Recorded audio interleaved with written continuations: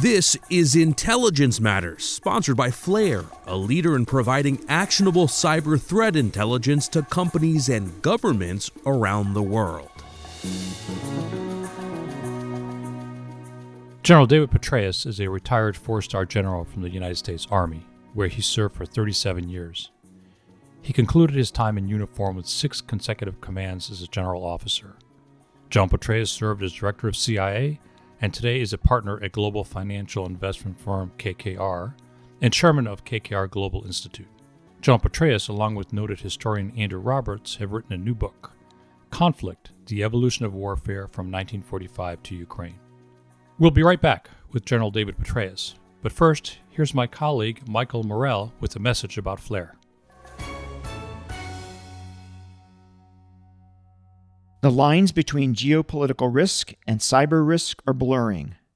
Flare is a next-generation, continuous threat exposure management SaaS platform that equips corporate information security teams with world-class collection and continuous monitoring across dark web cybercrime forums, markets, Telegram channels, and sources of geopolitical risk.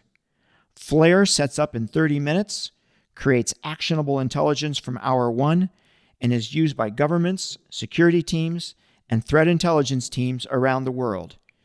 You can try Flare's free trial at their website, flare.io. That's flare.io. Welcome back.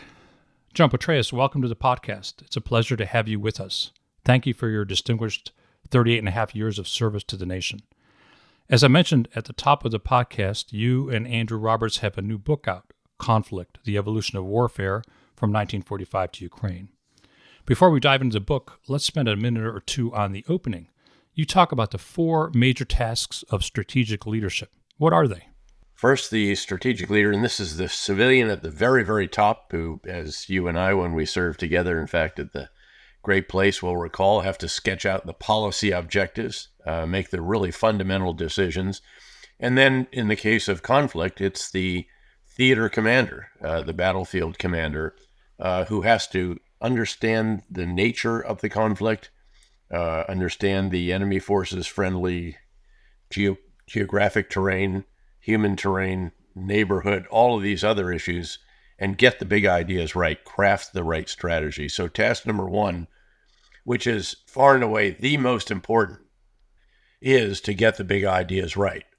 Then the strategic leader has to communicate the big ideas effectively through the breadth and depth of the organization and to all others who have a stake in the outcome of the conflict. Task 3 is to oversee the implementation of the big ideas, what we normally think of as leadership, the example, the energy, the inspiration, how the leader spends his or her time. That's critical because that's how you drive the implementation of the campaign plan. Should include going out and seeing it for yourself multiple times a week, etc. It's the metrics, and they need to be the right metric to ensure whether you are making progress or falling back. They have to be rigorous. They have to be honest. It's attracting great people and keeping and developing them. It's allowing those not measuring up to move on to something else. And then a 4th task that's sometimes overlooked, which is formally, so with events on your battle rhythm, on your calendar, to drive action, formally to sit down and determine how the big ideas need to be refined, adapted, so that they can be communicated, implemented, and you do it again and again and again. That is far and away the biggest, the most important factor, the component that determines success or failure in conflict. I would also submit, having been in the private sector for 10 and a half years now, it's also what determines success in the business world, the nonprofit world, the world of academia, whatever it is. Strategic leadership is absolutely critical. All other leaders do perform these 4 tasks, but they do it within the confines, the intent, the decisions of the strategic leader who has made the fundamental choices about the big ideas that are going to galvanize, that are going to guide this particular endeavor. So let's talk a little bit about the book. What was the impetus for conflict, and how did your unique experiences as a military leader and scholar shape your particular approach? Well, what galvanized it was Andrew Roberts calling me up after the Russians invaded Ukraine and suggesting that there should be a book that provides the military history context for that particular war, starting with at 1945 and going through Ukraine at that point, and then also talking about the future of war.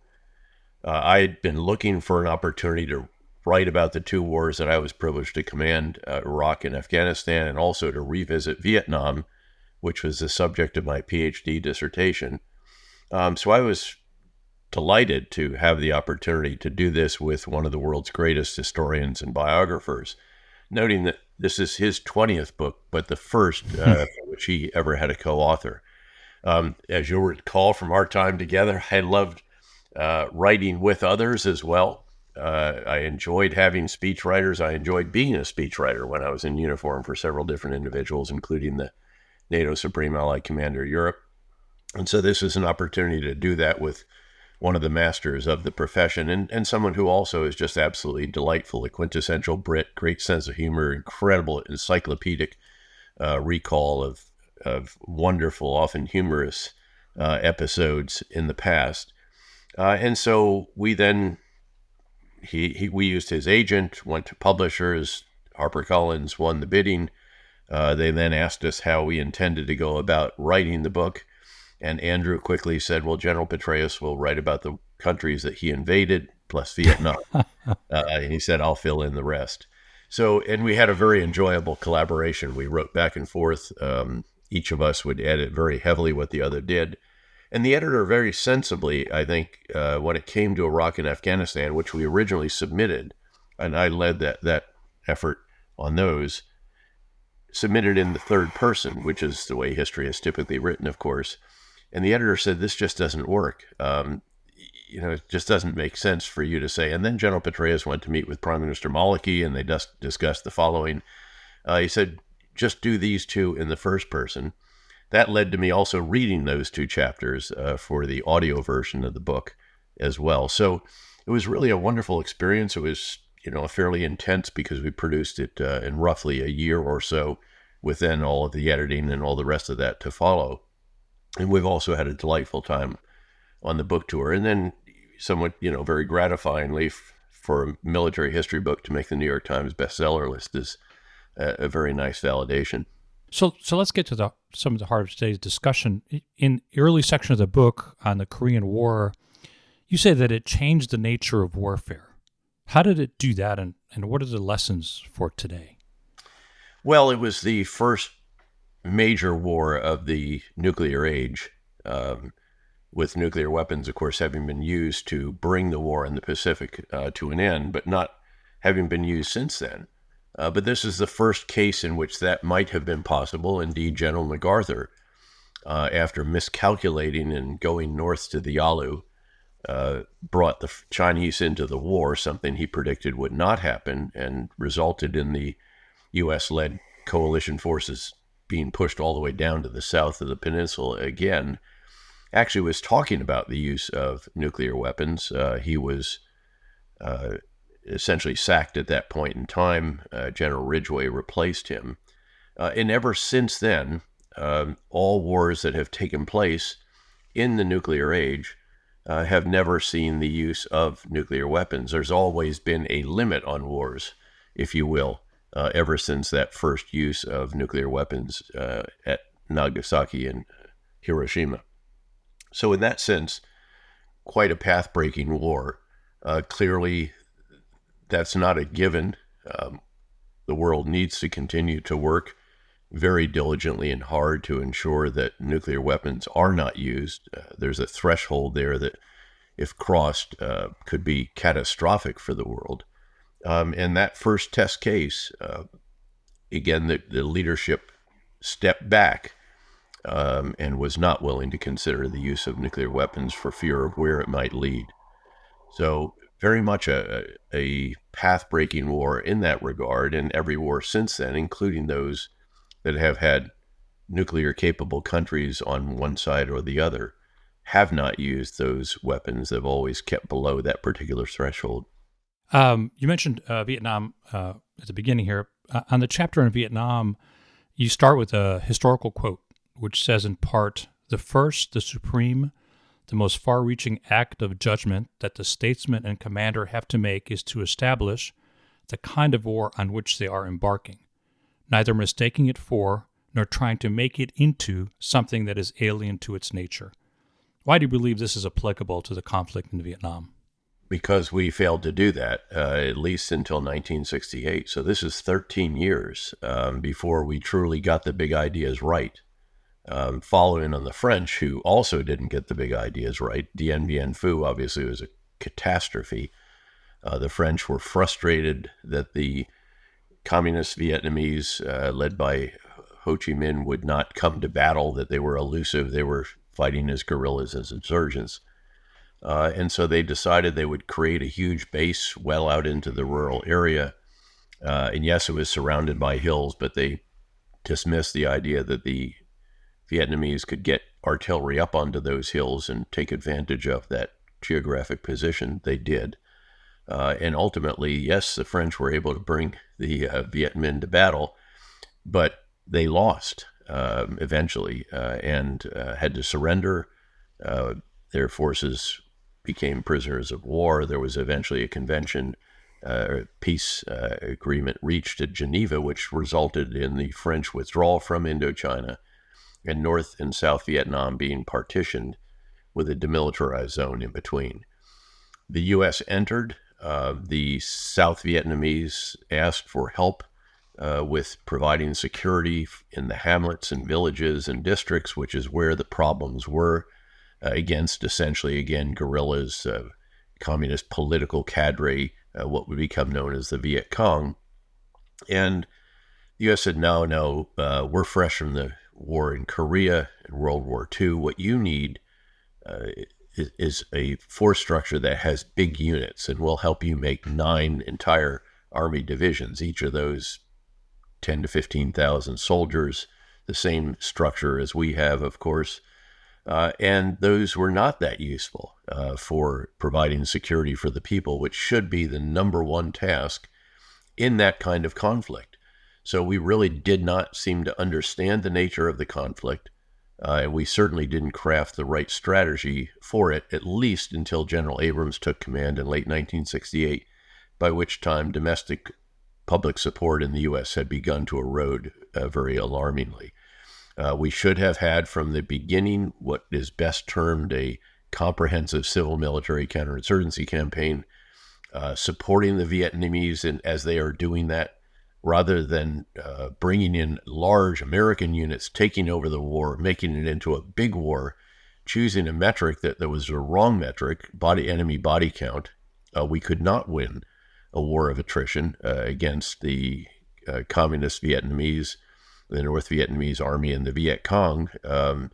And in fact, search and destroy missions, as the concept was described, turned out often to alienate the very people that we should have been securing, with fairly indiscriminate use of air power, artillery, harassing and interdicting fires, as they were termed, unobserved use of artillery, mad minutes where everyone in the defensive perimeter just opens fire into the wood line around it. This kind of thing often created more bad guys than it took off the streets by their conduct. So in many, many respects, we just did not get the strategy right.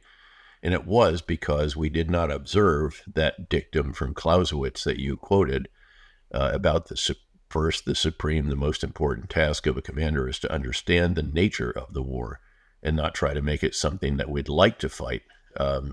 We brought in units that were not trained, equipped, nor inclined, really, even to fight the war that mattered most, at least for the first decade or so of that war. Certainly at a certain point in time, the North Vietnamese would develop conventional force capabilities, but the initial approach for quite some period should have been to focus on security of the population, as we did, by the way, during the surge in Iraq. Live with the people. Ironically, the Marines got it right.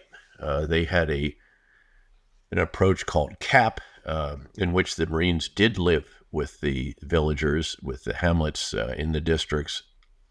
It constructed a civil military approach, really understood the people they were trying to help and to secure did so with the local security forces at the district and province level, and had quite successful outcomes. And the metrics established that, and those metrics were much more appropriate for that war than was the metric of enemy body count, which, by the way, also then became subject to essentially inflation, dishonest reporting, the pressure for this, as with many of the other metrics. There are a number of other shortcomings in that war: individual rotation rather than unit rotation, short service draftees, et cetera, et cetera. But the single biggest deficiency was the lack of the right strategy, misunderstanding of the nature of the war, and therefore the wrong big ideas. And so again, to come back to this strategic leadership model, it doesn't matter how impressive the strategic leader's skills are in communication, example, inspiration, all the rest of this, if you don't get the big ideas right up front. So the real essence, the critical component in a strategic leader is this strategic judgment. And there are a number of cases in the book, of course, in which that was lacking, and a number of cases, in fact, where it was also very impressive. Yeah, you know what I found interesting about that chapter is that some of the things in there do echo into today. Very much so, sure. And we saw it in Iraq. And of course, ironically, although the Army in particular did enormous soul searching after the Vietnam War about policies on command tour length and, again, unit rotation rather than individual rotation, professionalization of the forces, importance of integrity and reporting and readiness and so on. We also consigned the study of irregular warfare, of counterinsurgency, to the ash bin of history, and essentially said, we don't want to do this again, so let's not be ready to do it. And of course, that would prove to be a challenge when we were actually conducting counterinsurgency campaigns in Iraq and Afghanistan, and didn't even have a counterinsurgency field manual in the Army until we published it in 2006, several years into each of those wars.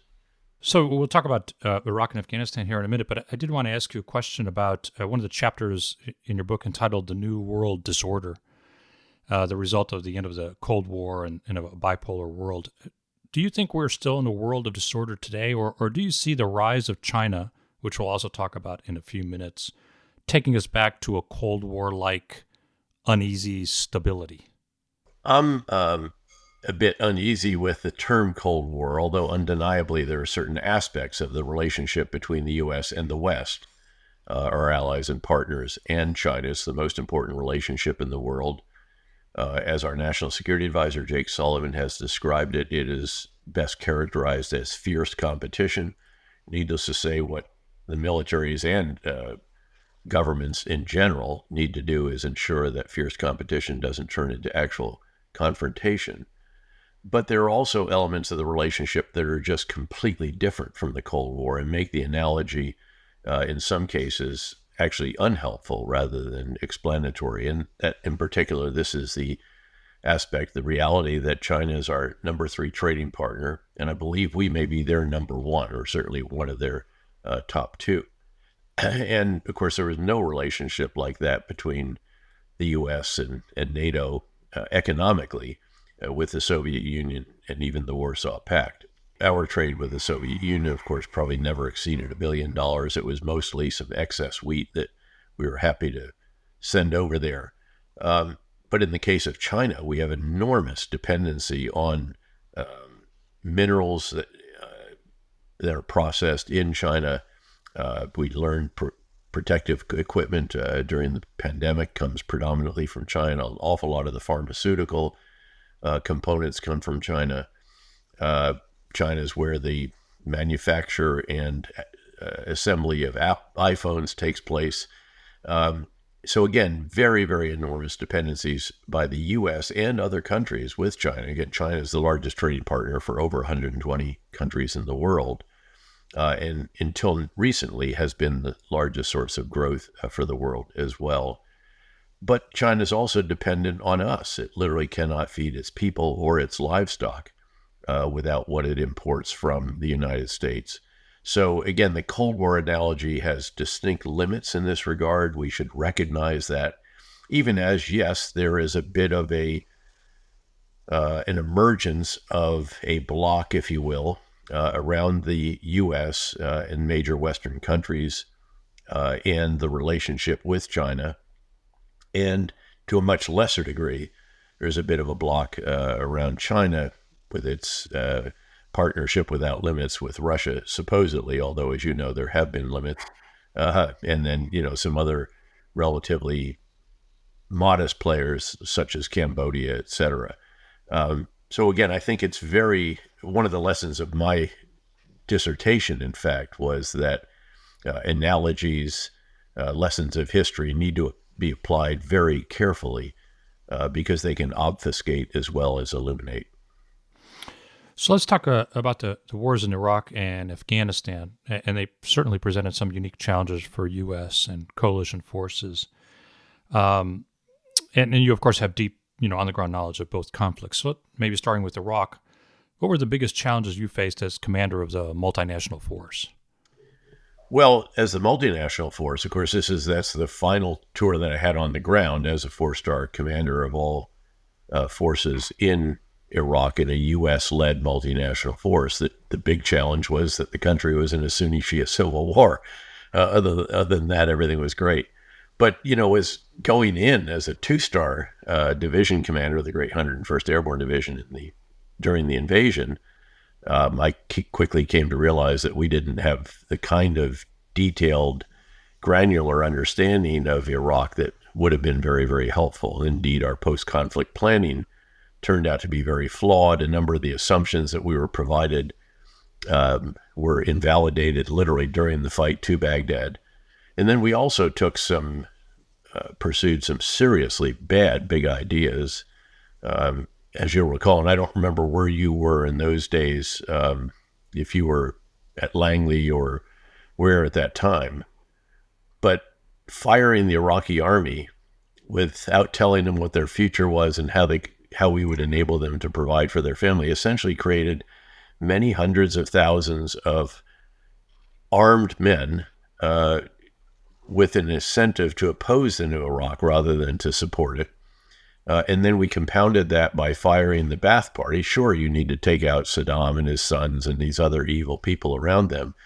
But when you went all the way down to level 4, they were essentially the bureaucrats, and again, probably 100,000 or more, that largely Western educated, quite secular. And we actually needed them to help run a country that we really didn't fully understand. And we did that without an agreed reconciliation process. So they were out for life at that moment in time. That's how they saw it. And again, their incentive was to oppose the new Iraq rather than to support it as well. So this violated, very significant way, a question that was always on the wall of my operations centers during the 2-star, 3-star, and then 3, 4-star combat tours, which asked, will this operation take more bad guys off the street than it creates by its conduct? If the answer to that is no, in other words, it will create more bad guys than it takes off the street, you're supposed to go back and examine how you can change the conduct of the operation so that you change the answer to the question. And if you can't get to yes, you're supposed to go sit under a tree until the thought passes. Well, these two actions violated that in enormous scale. And it took us many, many years, really, to recover from that. And in some respects, we never really did, because, of course, this created, in many cases, the future insurgents, in some cases, future extremists, and in other cases, future militia members. We did then sort things out. During that 2-star tour, 101st Airborne Division got an exception to the policy where we were allowed to conduct reconciliation, the only division with that authority in Iraq. It made a huge difference in Mosul. It went very well until I left. And then the various Shia individuals in Baghdad, Dr. Shalabi, most prominent among them, would not consider the decisions, would not support the decisions that we had made. So it undermined all that we'd done. And it took us many years until the surge, in fact, until we could do industrial strength reconciliation and bring people back into the fold, back into the fabric of society who had been cast out by these various decisions.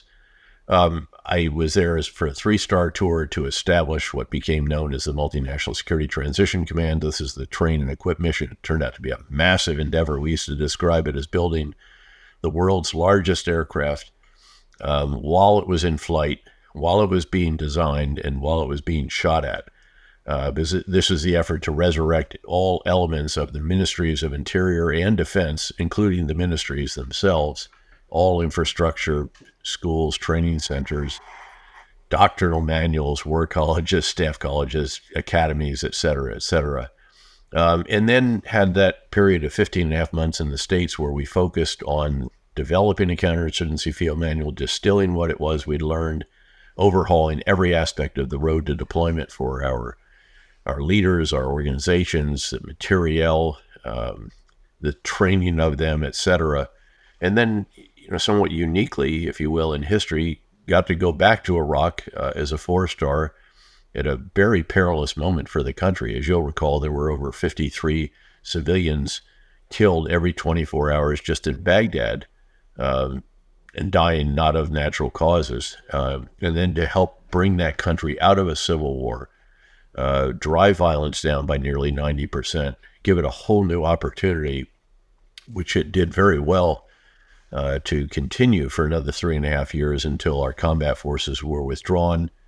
The Iraqi security forces took their eye off the Islamic State, which had been destroyed during the surge. And a couple of years later, you have a caliphate and we have to go back in. But again, the challenges largely were about, at the outset, really an inability to fully understand a country that we now owned in large measure. You break it, you own it, in the famous words of Secretary of State Powell. And then taking actions that actually undermined our ability to actually administer that country, it certainly made it much, much more difficult. There's another aspect of it that I always puzzled about, and that I think I came to grips with while writing this chapter, which is why we didn't establish an embassy right away on the ground and use existing organizations. It seems to me one of the lessons of the first year and a half in Iraq is to always use existing organizations rather than one-offs. The Coalition Provisional Authority had some very talented, dedicated, committed people, but often the rank and file, the bulk of them were rotating every 3 months. It was a non-standard organization, and it had to create from scratch all the elements that it was using: the contracting office, the engineering, the reconstruction, all of these. And we should have just established an embassy at the beginning. I think the only explanation is that those in the Pentagon wanted to continue to largely run the war rather than share it with the Department of State, which would have been the case clearly if there was an embassy. But again, you might have an understanding of that too, based on where you were at the time. Yeah, I remember that time particularly well. The biggest takeaway, I think, from the surge in Iraq in particular was, again, the importance of getting the big ideas right, because the surge of forces was hugely important in enabling us to implement the new strategy rapidly, because as you'll recall, we faced a hearing at 6 months into the effort where we really had to have progress to report, or we could have lost the residual support in the Senate, having already largely lost the House of Representatives. So that was very important, but what really mattered was, again, the change in strategy. And it was literally 180 degrees different from what we'd been doing before. We had been handing off security responsibilities to the Iraqi security forces and pulling our forces out of the neighborhoods, out of the communities, consolidating on big bases, and then preparing to go home. And that strategy was valid until about 10 months before the start of the surge in February 2006, when there was a catastrophically bad event, a Sunni extremist Al-Qaeda bombing of a sacred Shia shrine in a Sunni area that set off a cycle of sectarian violence, Sunni versus Shia, that escalated so dramatically and had the country in a civil war in many areas of the country by the time the surge was launched. So we determined that we had to go back into the neighborhoods in order to secure the people, which was job one. That had to be the focus. 77 additional locations just in the greater Baghdad area alone, most of which we had to fight to establish. We had to take back control from the Iraqi security forces.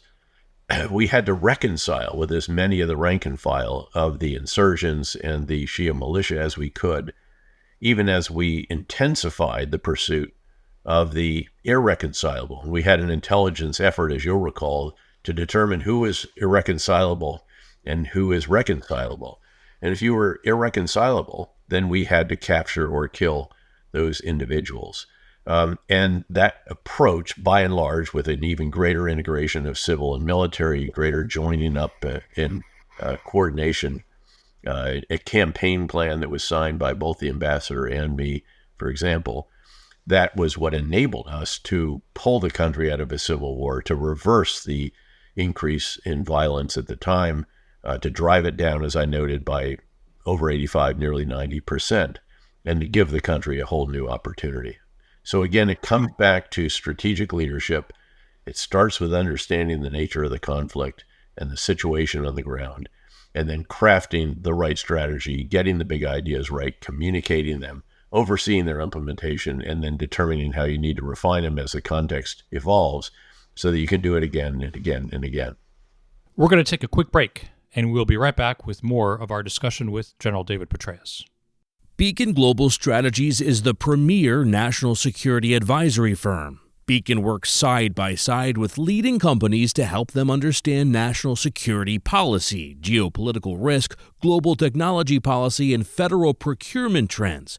Beacon's insight gives business leaders the decision advantage. Founded in 2013, Beacon develops and supports the execution of bespoke strategies to mitigate business risk, drive growth, and navigate a complex geopolitical environment. With a bipartisan team and decades of experience, Beacon provides a global perspective to help clients tackle their toughest challenges. Pivoting to Afghanistan, with those thoughts in mind, what were the big lessons there and the challenges that you faced when you were in Afghanistan? Well, as you'll recall, there was a brilliant campaign at the outset in Afghanistan that toppled the Taliban, essentially a handful of special forces on horse with CIA operations officers with footlockers full of money and warlords as partners that would use their forces to force the Taliban to mass, and then would clobber them with air power, shatter them. This was all necessary, of course, because the Taliban refused to extradite the leadership of al-Qaeda in Iraq, which, of course, had planned the 9/11 attacks in a sanctuary in eastern Afghanistan and conducted the initial training of the attackers there as well. That campaign was extraordinary. We toppled the Taliban very quickly, much more rapidly than anyone expected. Did it without having to introduce major conventional forces at that time, and eliminated that sanctuary, although, of course, Osama bin Laden and many of his extremist terrorists did get away to Pakistan. We then, however, very quickly focused on Iraq, and Iraq became the main effort. It was where the resources went. As Admiral Mullen, great chairman of the Joint Chiefs, almost throughout all of my four-star commands, used to say, in Iraq, we do what we must. In Afghanistan, we do what we can. And what we can was never sufficient. So if you look at the sweep of time in Afghanistan, the bottom line is that we didn't even get the inputs right in Afghanistan after that brilliant initial campaign for 9 years. General McChrystal, my predecessor there, indeed I was the Central Command commander when he was the commander on the ground, did get the strategy right, that of a comprehensive civil military counterinsurgency campaign, got the organizational architecture very much headed in the right direction. We did some additional work with that when I took command from him. But we didn't get the right level of resources, forces on the ground, diplomats, spies, development workers, rule of law experts, all the other individuals with expertise that was required until, again, 9 years from the very beginning, late 2010. And we only kept it right for about 6 or 7 months before we began a drawdown that wasn't really based on conditions. It was based more on calculations in Washington. And a drawdown that, of course, was the date of which was announced in the speech that announced the buildup of forces, which therefore tells the enemy with whom you're in a contest of wills that we are going to start drawing down on a date certain. So Again, lots of missed opportunities during that 9-year period, during which the level of violence in Afghanistan was very, very low. A lot of folks will say, gosh, we never should have gone down the road of nation building at all. Anyway, we should have just toppled the Taliban and left. Well, we broke it. We owned it. And if you don't do nation building, if you don't help train host nation security forces and help develop institutions that can take over the tasks that our soldiers and diplomats and spies are performing, you can't leave without it all collapsing. Now, tragically, it did anyway. Although my view was that the final number that we had on the ground was very sustainable. 3,500 troops, $25 billion a year, hadn't lost a soldier in combat for 18 months. We could have easily sustained that, just the way we've sustained very large deployments of forces in places like Korea, Japan, Europe, and elsewhere over the years.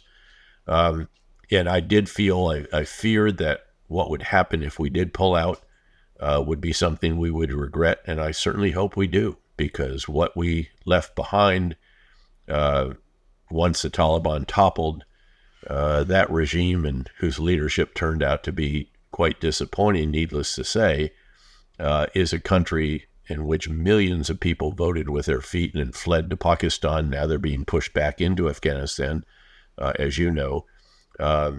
Over 50% of the country is very malnourished. The economy has collapsed. The Taliban has reimposed a very ultra-conservative 8th century interpretation of Islam, which denies 50% of the population, the females, any real meaningful opportunity to contribute to the economy or even to do much outside the home without a male escort.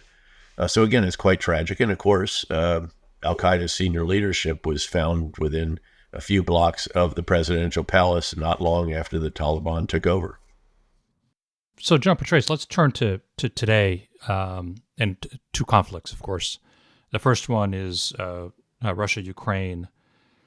And maybe I can ask, what are the factors that you see that are shaping that conflict, and maybe some possible scenarios, either for resolution or escalation? We see this very slow slog by the Russians. Where do you think things are going? I think it depends. It depends on a number of factors. One is continued U.S. support, which I strongly believe should continue. I believe this is about as right versus wrong as it gets. Invasion of a neighbor that was unprovoked and has been very brutal, ordered by a dictator, a kleptocrat, leader of Russia, who has a grievance-filled, revisionist and revanchist view of history that denies Ukraine a right to exist and Ukrainians to exist as a separate people. So we should be helping there. We should also obviously help in Israel and Taiwan and southern border, you name it. Let's get on with that, U.S. Congress. It depends on continued European support. That appears to be quite solid. There are some individual countries that are cause for concern, to be sure, but the major countries, Germany and the others, are quite steadfast in this regard.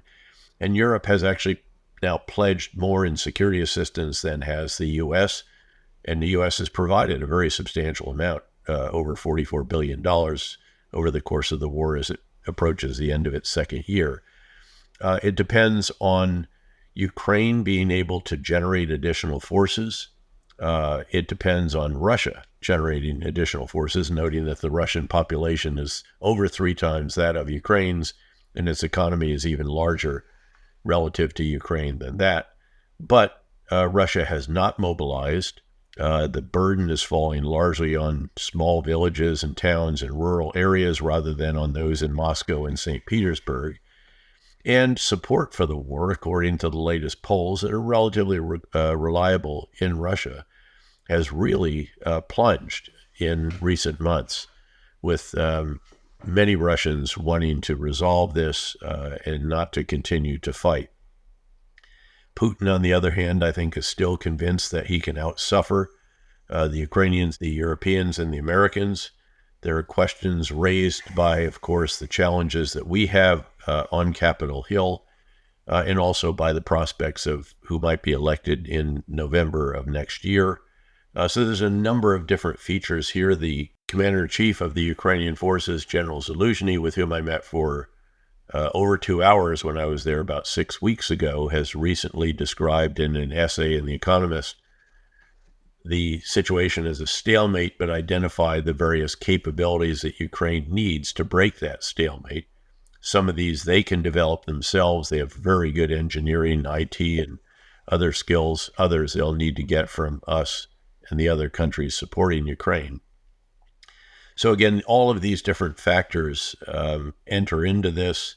There's the possibility of Ukrainian forces being able to pressure the Russians so substantially that the Russians might crack and crumble. Keep in mind, morale in war is something that we highlight repeatedly in the book. The Ukrainians know what they're fighting for. It's their survival. It's their war of independence. It's the people they can see over their shoulder when they look around. The Russians aren't quite as certain about that.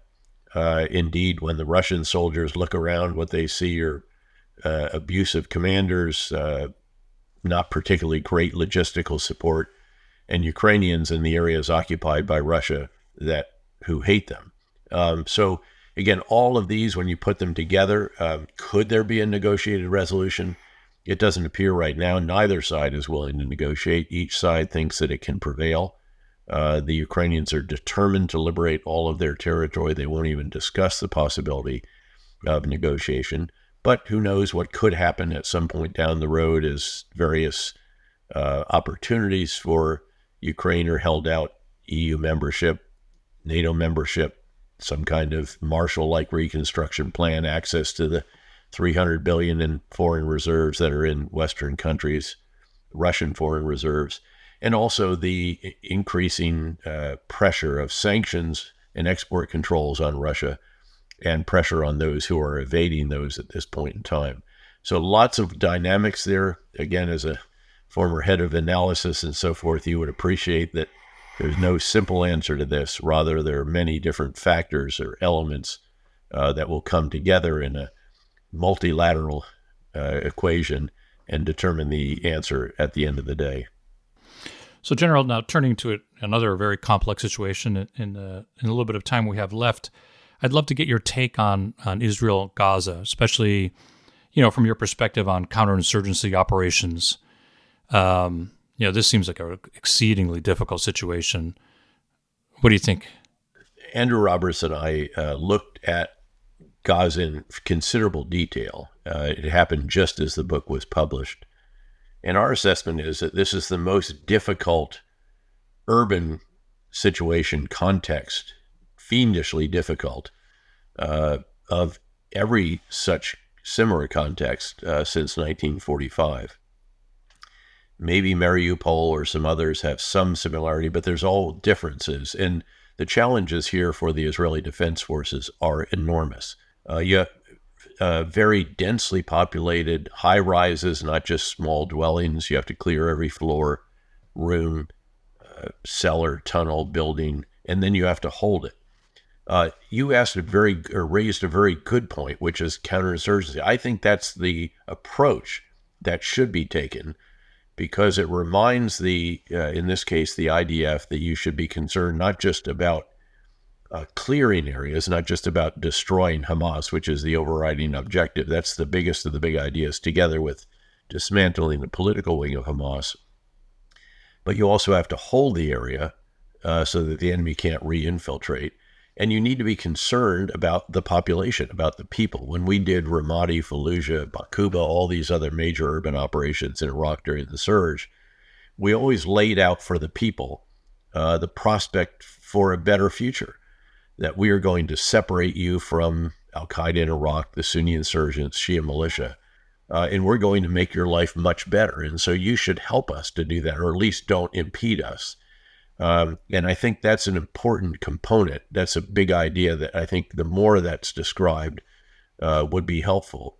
And then, of course, there's a challenge to ensure that Hamas cannot reconstitute. We learned the hard way that if the forces that were left behind in Iraq, the Iraqi security forces, if they take their eye off the Islamic State, as they did after our combat forces left, they can reconstitute. And, of course, a couple of years later, you had the first ever Islamist extremist caliphate in northern Iraq and northeastern Syria, and we had to go in and help the partner forces in each of those areas to eliminate that caliphate and to destroy the Islamic State. Keep in mind, in my view, Hamas is akin to the Islamic State in the sense that they are extremists. They are it's a terrorist army. They're irreconcilable. They do have to be destroyed. Yes, there's a Palestinian nationalist component to this that makes it different, if you will, from the Islamic State. But by and large, that analogy is not completely misplaced. But you have to then ensure that they cannot reconstitute. So how is that going to be done? There needs to be a big idea for that. And frankly, there has to be a big idea about what life will be like for the people after Hamas and Islamic Jihad and the political wing of Hamas have all been dismantled, destroyed, and who is going to administer Gaza if you take down the existing government?